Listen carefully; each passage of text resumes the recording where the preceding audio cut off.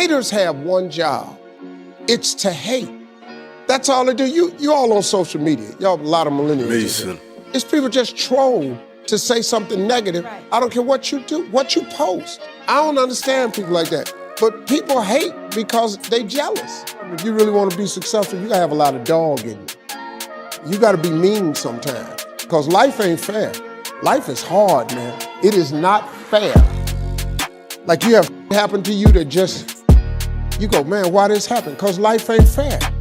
But life ain't fair to nobody.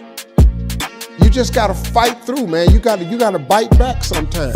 It's like haters. When you get haters, people's opinion of you is none of your business. They saying about, they don't even know me. So I don't give them no energy. So I just keep going through. But then I tell you something too, haters motivate me. Because when they talking about me, that means I'm doing something. If you have no haters, if you don't have any haters, you need to get some.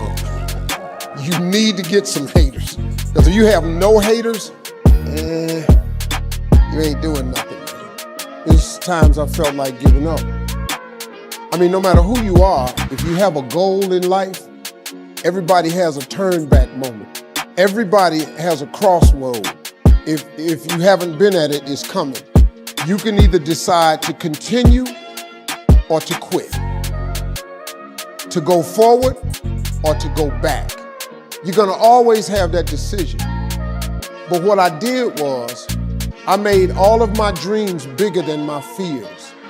So when I felt like quitting, the results would have been devastating to the goal I was trying to attain. See, I was so sick of being poor. My motivation was, I was just exhausted from poverty. I couldn't do this no more. I was sick of living in my car. I've been living in my car for 3 years. I was sick of not having money. I was sick of not having a bathroom, a front door. And so for me to quit, and see, that's what people do. People quit when it's at their hardest moment. But if it's at your hardest moment, why would you quit? Somebody sent me a plaque one time that said, if you're going through hell, why stop there? I mean, think about it. If you're going through hell, why stop there? You in hell. Move, keep going. And I just could not see myself not being successful. And so since I was already at my lowest point, how much lower can I go? I figured if I quit, I'd go lower than that. And I didn't need that. Today now, everybody wants everybody to think the same thing. Otherwise, they're evil, or otherwise they could hurt me.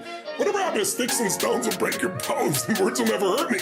We have this whole thing that words are evil, words are action, it's bullshit.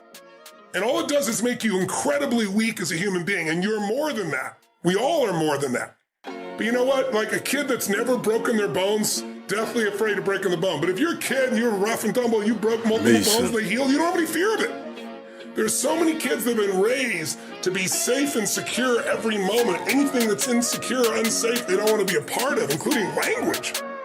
And what it does is make you incredibly weak and fearful. And that's why there's so many people that are abundant that are angry all the time. Because they're angry because they're not growing. So don't get me wrong. I know some people are not a good influence. I'm not denying that. I'm just saying you're more than somebody's influence unless you obsess about it every moment and make them wrong so you can make yourself feel superior morally, psychologically, or spiritually. That's bullshit. Stop the pattern. We've all done it. Catch yourself.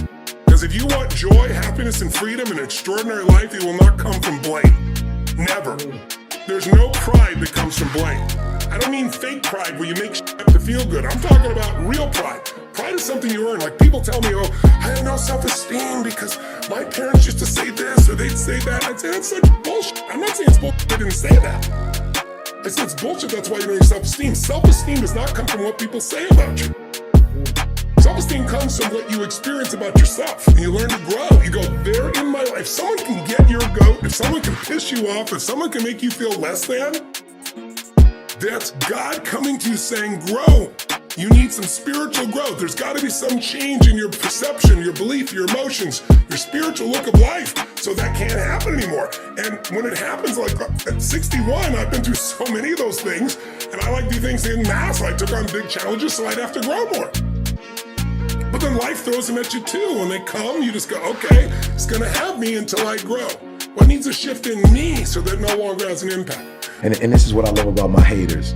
You know, and I just believe you can get something out of everything. You know, I think everything teaches. If you're with a 3-month-old, if you pay attention, they're teaching you something. I mean, there's something you can get out of watching this 3-month-old that's not concerned about time. You know what I'm saying? He's not on the etiquette thing. I mean, he's just living free. You know, and so for me, the one thing I love about my haters is they give me a perspective that my mother doesn't give me. My mom loves me so much, and I think, you know, there are times where, you know, she may want to correct me, and she's like, I don't want to hurt your self-esteem. You know, or my wife, you know, may not say a certain thing because she's like, I'm not 100% sure. I'm not in the field. Maybe I shouldn't say that. But I find that my haters say what's on their mind, you know? And sometimes what they say is real. You know, that there's some adjustments that I need to make.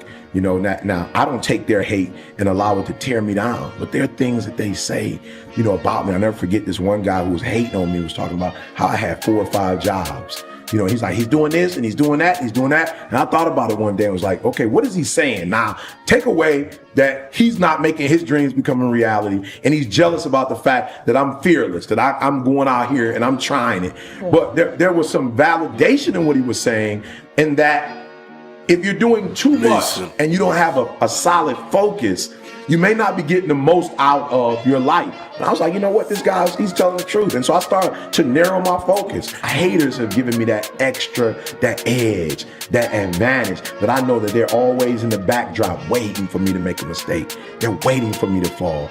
They're waiting for me, you know, to come out with a video that doesn't represent, you know, the videos I've done before. They're waiting. And so I'm gonna keep them waiting. A gentleman who dramatically transformed my life. I was a junior at Booker T. Washington High School in Miami, Florida.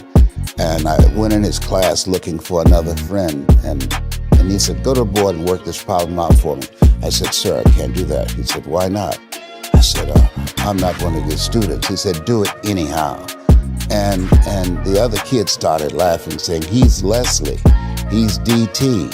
And he said, what's DT? His brother is smart, but he's the dumb twin. And I said, I am, sir. And he came from behind his desk and he pointed at me and said, don't you ever say that again. Someone's opinion of you does not have to become your reality. And he taught me 3 things. He said, if you want to become successful in life, young man, he said, number 1, you got to change your mindset. He said, you don't get in life what you want, you get in life what you are.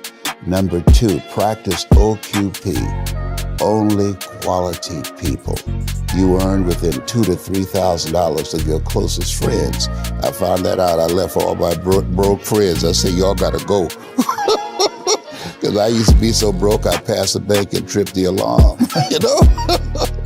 And the 3rd thing he said, develop your communication skills, because once you open your mouth, you tell the world who you are.